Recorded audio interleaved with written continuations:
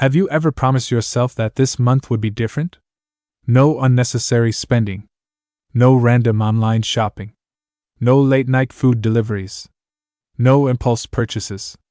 But somehow, by the end of the month, your bank account looks exactly the same as it did before. Or worse. If that sounds familiar, here's something surprising. The problem might not be your willpower. It might be your brain. Because your brain was never designed to make you rich. It was designed to keep you alive. And in today's world, that ancient survival system often tricks us into making terrible money decisions. So if you've ever wondered why saving money feels difficult, why spending feels good, and why financial discipline seems impossible sometimes, this video might completely change the way you think about money. Let's start with a simple example. Imagine you're walking through a shopping mall. You don't need anything. You're just looking around. Then suddenly you see a sign. 50% off, today only. A few minutes later, you're standing at the checkout counter buying something you never planned to buy. What happened? Did you suddenly need that item? Not really. Your brain simply reacted exactly the way it was programmed to. Thousands of years ago, humans lived in a world of scarcity. Food was limited. Resources were uncertain. Opportunities could disappear forever. If our ancestors found something valuable, they had to grab it immediately. Waiting could mean losing it. That survival instinct helped humans stay alive. But today, marketers use the same psychological trigger against us. Limited time offers. Flash sales. Exclusive deals. Last chance notifications. They all activate an ancient part of your brain that fears missing out. And before your logical mind can catch up, you've already clicked buy now. But that's only the beginning. There's another reason your brain loves spending money. It's called the dopamine effect. Most people think dopamine is the chemical of happiness. But that's not quite true. Dopamine is actually the chemical of anticipation. It's what makes you excited about getting something. Think about the last time you ordered something online. Notice what felt most exciting. Was it owning the item a month later? Or was it the moment you clicked purchase and imagined how great it would be? For most people, the excitement comes before the reward. Your brain gets a dopamine boost from anticipation. The funny part? Once the item arrives, that excitement often fades quickly. Then your brain starts looking for the next purchase. And the cycle repeats. This is why many people buy things they don't really need. They're not buying products. They're buying feelings. The feeling of excitement. The feeling of reward. The feeling of possibility. Unfortunately, those feelings don't last very long. Now let's talk about something even more dangerous. Present bias. This might be one of the biggest reasons people struggle to build wealth. Imagine I offer you two choices. You can have $100 today, or $120 1 month from now.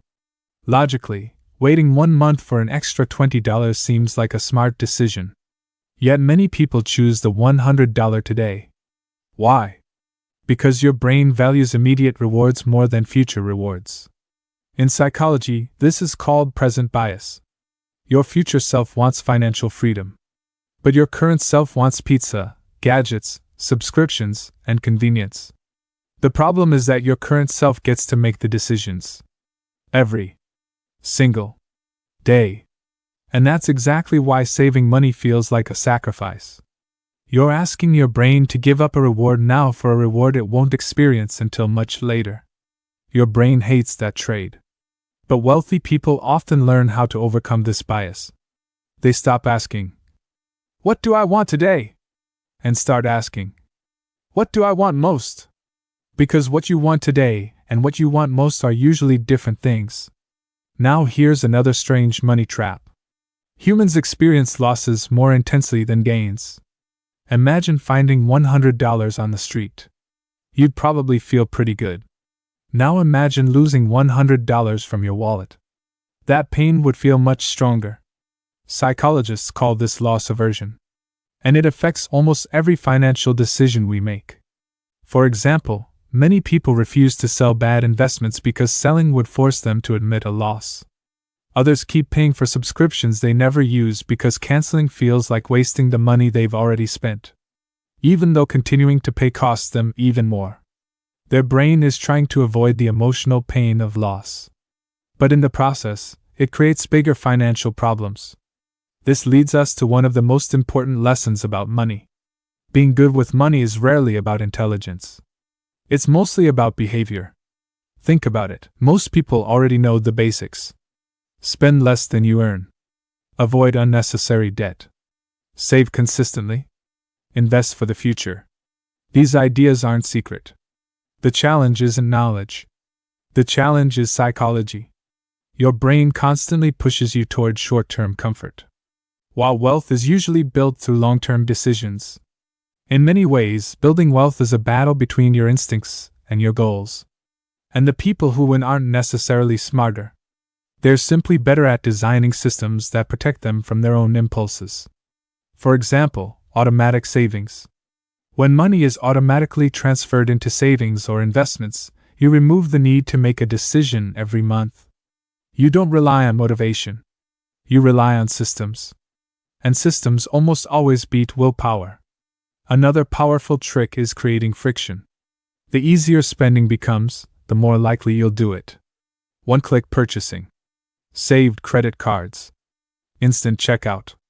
They're designed to eliminate friction. So what happens if you add friction back? Maybe you wait 24 hours before buying something.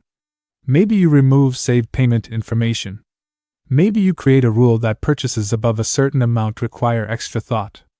Those small obstacles give your logical brain time to catch up. And often, the urge to buy disappears. Here's the deeper truth. Your brain isn't broken. It's simply running old software in a modern world. The instincts that once helped humans survive are now being exploited by advertisements, algorithms, and endless opportunities to spend. That's why financial success isn't about becoming a different person. It's about understanding how your brain works. Once you recognize the traps, you stop blaming yourself. You stop thinking you're bad with money. And you start realizing that the game was designed to trigger your emotions. But awareness changes everything. Because when you understand the psychology behind your decisions, you gain the power to make better ones.